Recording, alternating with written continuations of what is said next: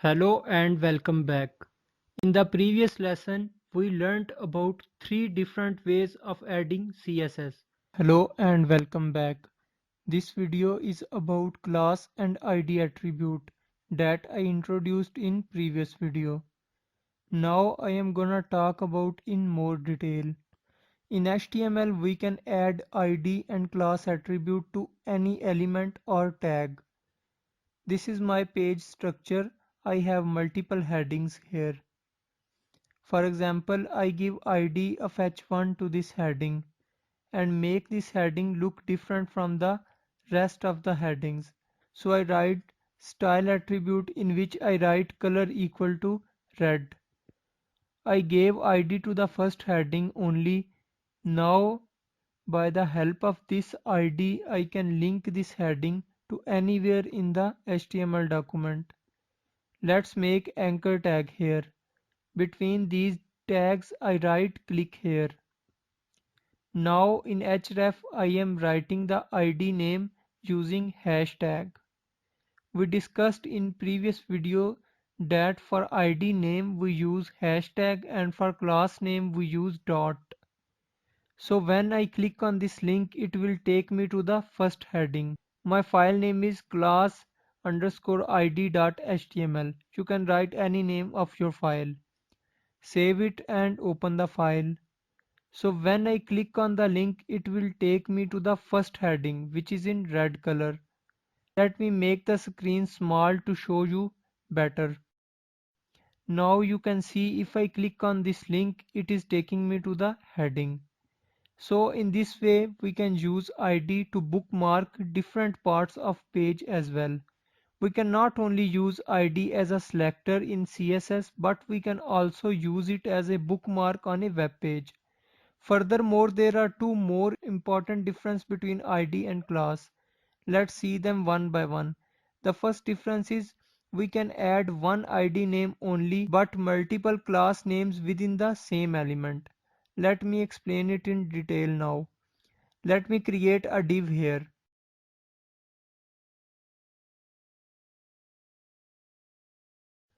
I add ID attribute in div and ID equal to d1. I give ID name to this div. Now I can't give any additional ID name in it. But if I have class attribute also in it, we can provide both ID and class attribute to the same element. Now for this class I can add multiple class name like C1, C2, C3. Each class name separated by space but can't add any additional ID. I can apply style property and value to each class name. Let's go to our style.css file and here I can apply style properties to our each class name. Let's say first I select the class name C1 as a selector and apply some properties and values. Similarly for C2 and C3.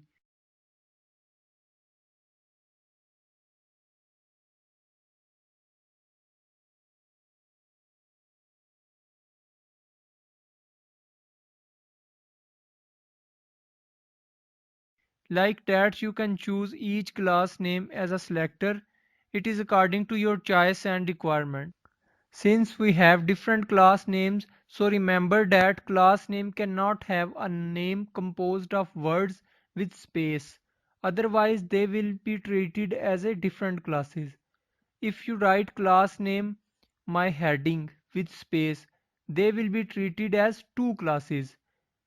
One is my and other class name is heading. So if you want one class name only, then you can write it like these by using underscore hyphen etc. Similarly with ID, if I write my heading with space, then CSS consider my as a heading name only because we can't add multiple heading name. So it will take the first name as a ID. It will ignore the heading which is the other word. The other difference is ID is more preferable than the class. Let's make another div, add paragraph in it. Now I add class and ID attribute here. If this class name and ID has the same property, then CSS will prefer ID. Let's go to the style file, add selector hash dd1 and write property with value.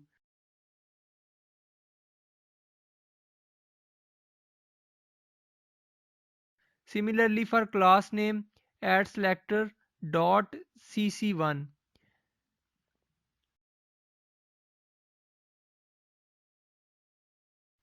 dd1 and cc1 are our class and ID names. Both has same property color, but CSS will prefer the color of ID only.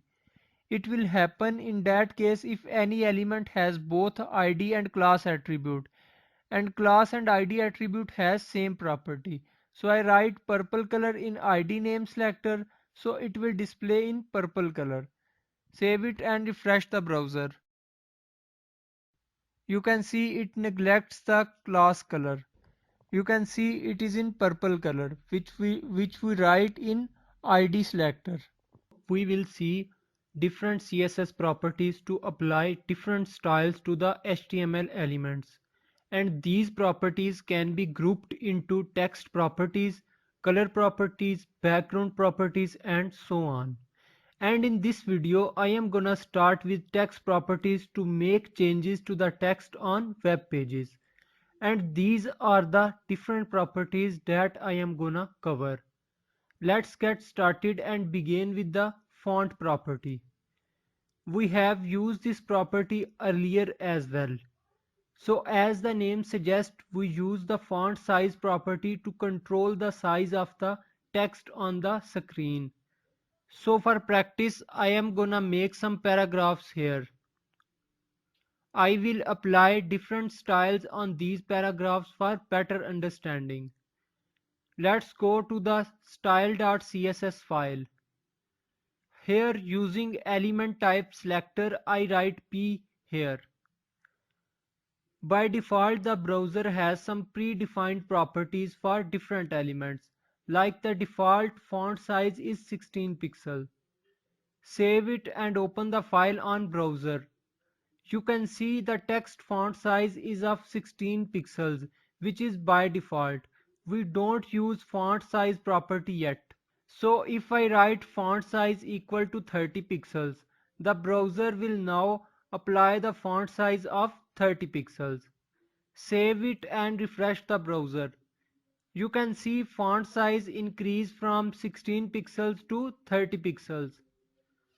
Similarly, you can increase or decrease the font size according to your choice. Let's say I make font size equal to 10 pixels. Save it and refresh the browser. You can see font size becomes smaller now. So using the font size is simple. Change the font size to 30 pixels again for better view. Next we have the text align property. And using this property we can modify the text alignment to center, left and right. And if I don't add this property, then by default browser will align our text to the left side. Let's say I set this property to center. Save it and refresh the browser. You can see the text is now aligned to the center of the page. Likewise, if I change the value to right, then it will shift the text to the right side. Save it and refresh the browser. You can see text is aligned to the right side now. Next we have text decoration property, and this property is commonly used to underline or overline the text. By default, text decoration is none, which means that no underline or overline, and if I add the underline value here, then it will add the underline to the text. Save it and refresh the browser. You can see it underlines the text. Let me write overline now. Save it and refresh the browser. You can see the line goes on the top of the text. We can add a couple of more values as well. In this text decoration, we can pass three different types of values and they are optional. First is the text decoration value. which could be underline, overline or line through. Then we can add the color of the line, which could be any color. And as the third value we can add the line style, that could be solid, double, etc. And this initial and inherit properties are available for all the properties including the font size. This option initial means the default browser style, and setting the value equal to initial will follow the initial or original browser setting. Whereas the inherit means it will inherit the style of the parent element. So if the parent element has the text decoration style equal to underline, then this will apply the same underline value when you select the inherit as value. Now I change my decoration to underline. I pressed space and then right color. Let's say red. Then again space and I add the line style as solid. Save it and refresh the browser. You can see the text has solid red underline now. Let me change this solid to dotted. Save it and refresh the browser. You can see the text has dotted red underline now. Like that I can change the line to double, dash and so on. If you want both underline and overline, then we can write both. Save it and refresh the browser. You can see our text has both underline and overline.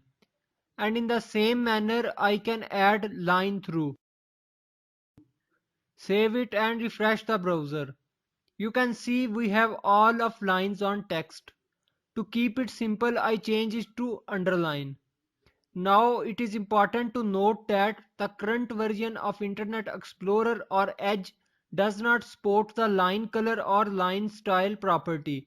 Therefore, it will not work on Internet Explorer or Edge, but work on Chrome, Mozilla or other browsers.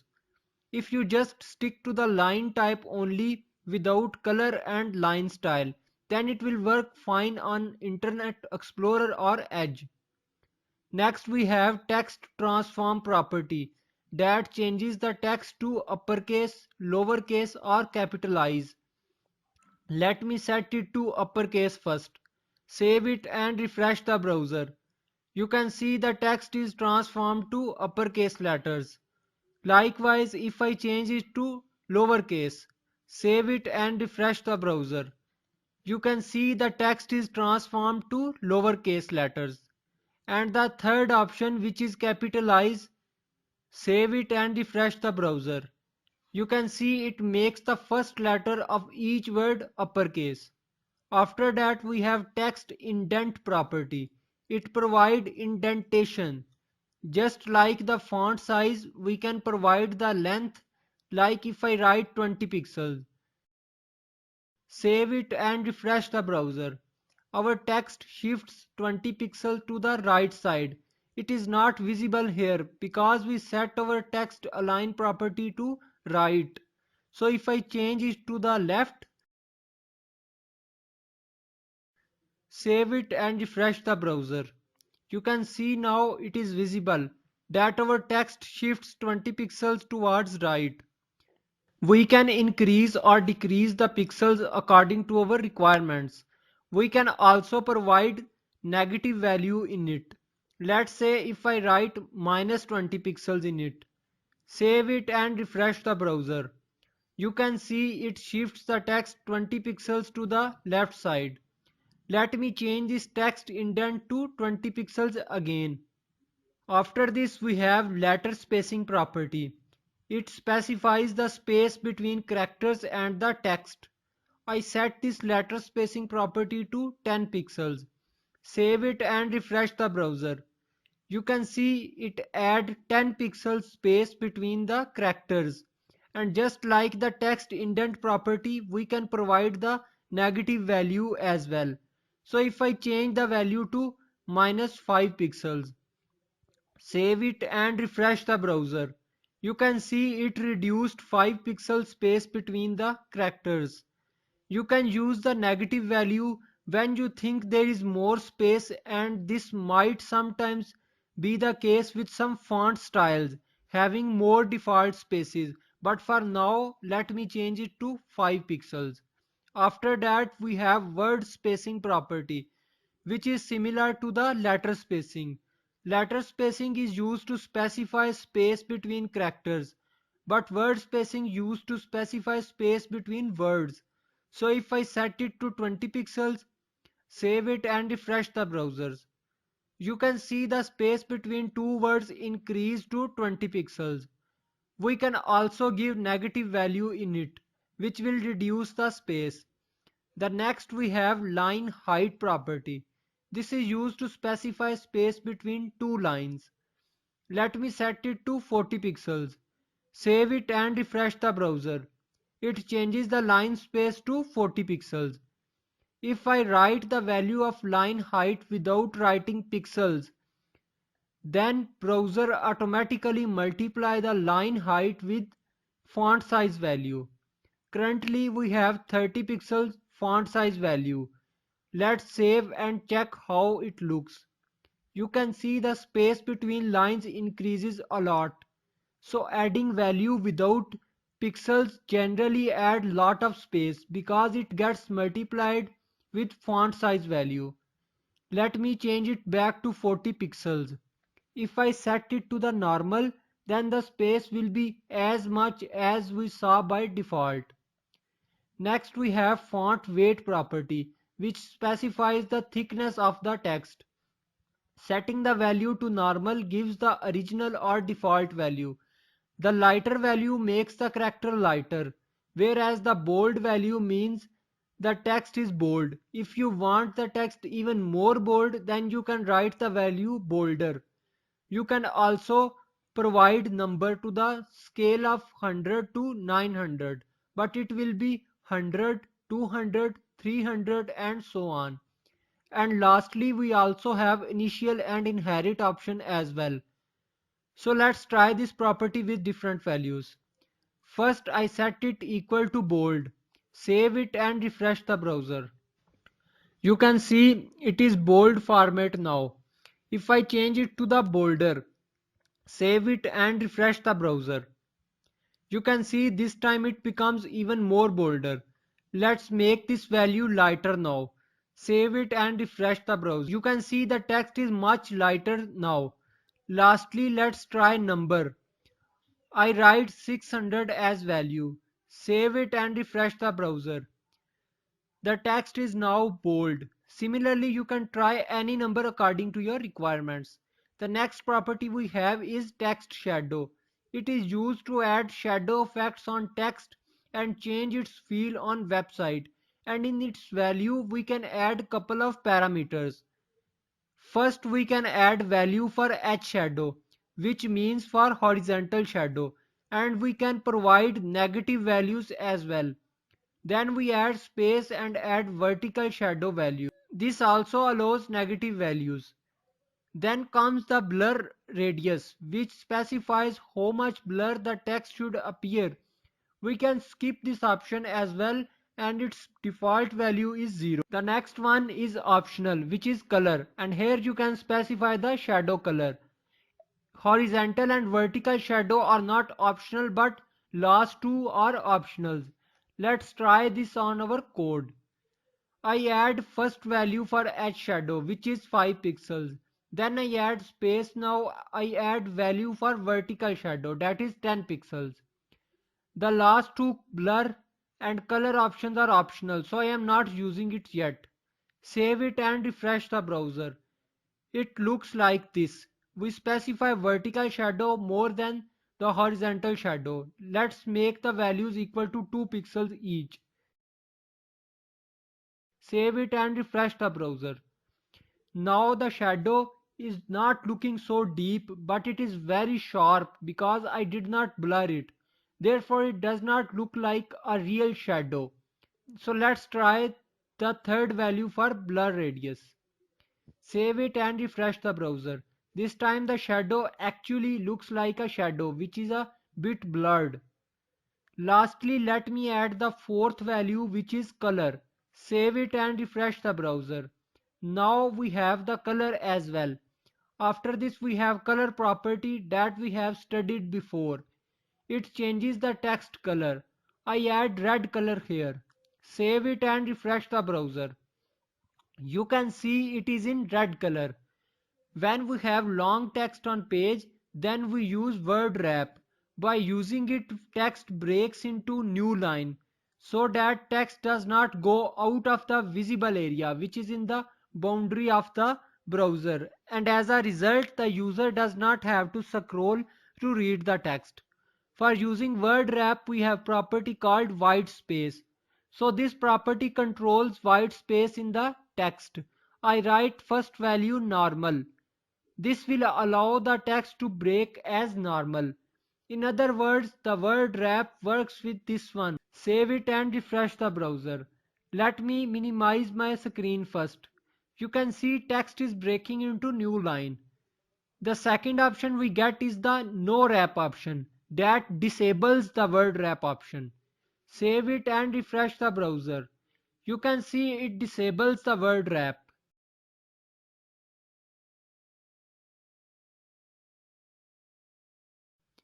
Other than this we have pre option as well. We have studied this property before in our HTML course. It is used to preserve the format. It displays the text as it is we write it on code. Let me make some changes in our text.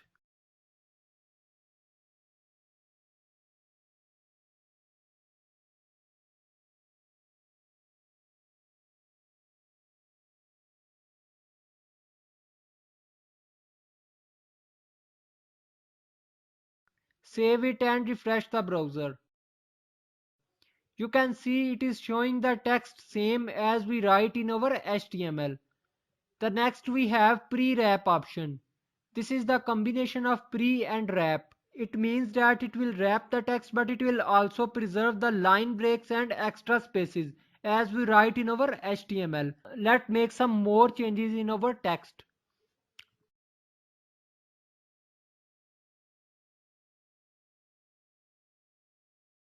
Save it and refresh the browser. You can see it is allowing word and at the same time it is also preserving the line breaks and extra spaces that we give in our HTML. So these are the different properties. Practice these properties with different values on some piece of text. Thank you.